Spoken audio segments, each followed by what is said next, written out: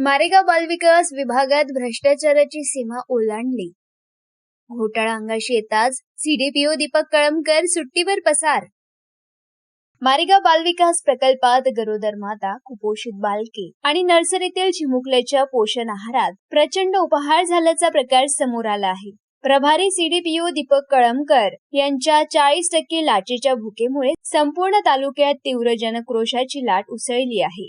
PESA क्षेत्रातील अंगणवाड्यांमध्ये बालकांना आहार न पुरवता दर 2 महिन्यांनी 30 ते 40 हजार रुपयांची बनावट बिले मंजूर करून निधी लाटला जात आहे. या भ्रष्टाचारात सीडीपीओ दीपक कळमकर स्वतः 40% कमिशन लाटत असून उर्वरित रक्कम कर्मचाऱ्यांमध्ये वाटून निष्पाप लेकरांच्या ताटातील अन्न ओरबाडले जात आहे. घोटाळ्याचा भांडाफोड होताच अनेक जनक्षोभ अंगाशी येणार हे दिसताच सीडीपीओ कळमकर कारवाईच्या भीतीने तडकाफडकी सुट्टीचे ढोंग रचून कार्यालयातून पसार झाले आहे.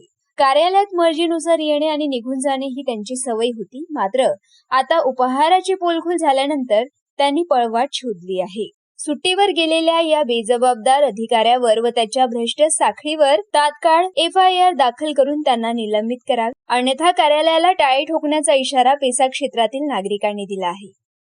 मारेगाव वार्ता, सचिन मेश्राम, मारेगाव, यवतमाळ.